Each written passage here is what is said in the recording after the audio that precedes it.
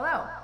We are going to go through some Truelearn COMLEX Level 3 questions today from their Level 3 question bank, because this is the question bank that I used during my intern year when I was studying for COMLEX Level 3. And I kind of wanted to show you how I go through a question stem and through the answer choices and explanation.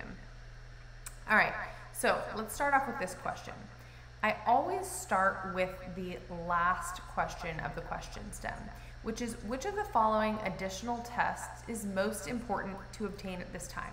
So already I know we are looking for a test, and I see the answer choices here. All right, I'm going to start at the top. A 7-year-old female who has juvenile diabetes, okay? That's where we are starting. So I'm already thinking, oh, maybe a lab test related to diabetes, right? So she presents to the office with her mother due to complaints of irritability and trouble sleeping, in addition to problems at school. The teacher at her school is worried that she might have attention deficit disorder, so she's having issues with attention, noted. While getting additional history, you discover that the patient has had a 10-pound weight loss over the past 2 months and often is feeling weak and fatigued. So weight loss, weakness, fatigue, attention issues, this is sounding not like diabetes, right? But we'll keep going. Her mother is very involved in her diabetes management and brought a thorough glucose log to the office that reveals strict glycemic control over the past 6 months. All right, so already I know we don't need the hemoglobin A1C because we have more than 3 months of data, right? So, and I'm not worried about her diabetes. It's very well controlled. And it kind of goes on to tell us this, right? So she has no other pertinent medical history, and physical exams notable for a thin-appearing child with mild tachycardia and irregular rhythm. There is no other significant exam findings. A point-of-care glucose is actually checked in office, and a urinalysis is done. The point-of-care glucose is normal, it's 98, and the urinalysis is unremarkable, with no ketones or infection. All right, so now what tests do we want, right? Starting with an EKG or an ECG. We know she's got tachycardia, but I'm not really worried about an arrhythmia. She has a regular rhythm. A hemoglobin A1C, we have 6 months of data. I don't really think we need an A1C, and the symptoms aren't adding up to diabetes. HLA testing. Well, I guess we could do that, right? But there's no other findings to suggest any association with HLA, but we'll keep that in our back pocket. TSH, now this one fits. We have weight loss, weakness, fatigue, attention issues. I'm going to at least anchor onto that one right now. And venous blood gas. I'm really not worried about our oxygen exchange. So I'm going to go with TSH. Awesome. So this explanation is very thorough, shows us that the initial workup of thyroiditis includes a TSH level with the consideration of a free T3 and T4 depending on the results.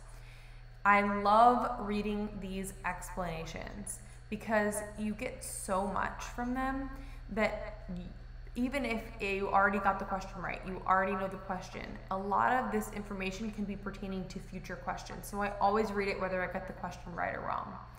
I love when there are tables that I can go through. Sometimes I even copy and paste these into flashcards like Anki cards. And then whether I get the question right or wrong, I always go through the answer choices in depth. So let's say we answered a hemoglobin A1C, right? And we answered wrong. I would read that in depth and I would reference my other resources. So a hemoglobin A1C is a simple blood test that measures your average glucose level over the past 3 months. Given that the patient's mother has very strict control, obtaining an A1C is unlikely to provide any benefit to establishing a diagnosis for her current symptoms, right? Her symptoms didn't match diabetes or uncontrolled diabetes. And so this is wonderful. These little blurbs are also something that you can make flashcards out of, which is so useful because that's spaced repetition. Repetition is key when you're studying for boards or really studying for any test. Okay, and then one thing I love are these bottom lines. So this says a strong association exists between children with type 1 diabetes and thyroid disease. Patients presenting with symptoms of thyroiditis should have their thyroid function evaluated with a TSH, and an abnormal TSH should be followed by a free T4 and T3 as indicated. Wow, what a statement that just kind of puts it all together, and again, would be a beautiful statement to use for a flashcard. They put references here for us, so articles, up-to-date references, which are really great to dive into. I also like to reference my resources that I used for level 1 and level 2 and step 1 and step 2, like first aid, boards and beyond, all of those things, because it helped me just kind of reference something that I had already used to memorize these facts in the past, which helped surface this information in my brain.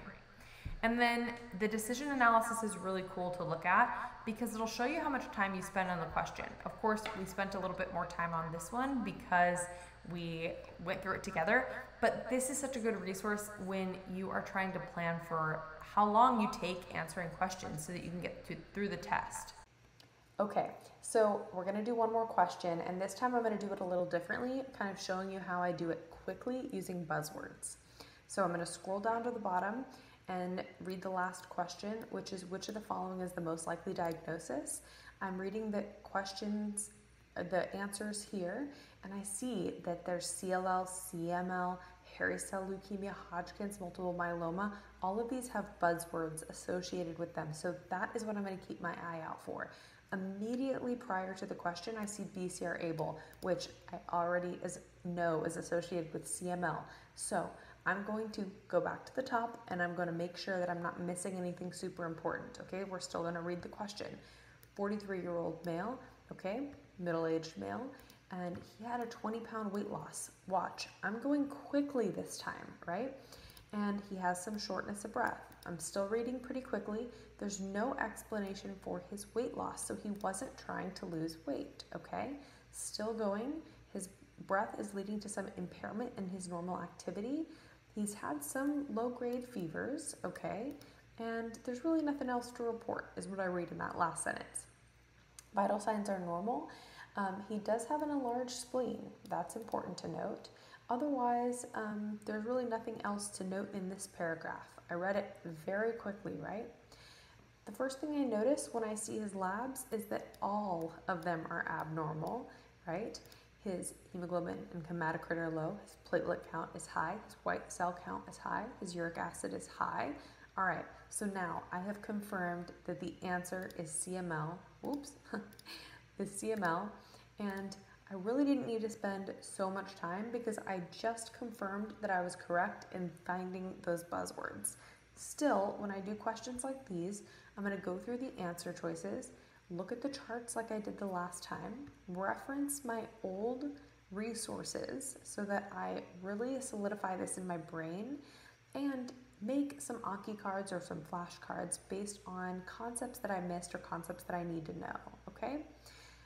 This one has a Qbank insight on the end, which I really, really like, and it'll kind of tell you how to answer the question from more of a test-taking strategy. And this time it tells you to first look at the patient's age, which will help guide you to the correct diagnosis. I love that tip. I hope that reviewing these questions have been helpful to you. Good luck taking your tests and leave any questions below.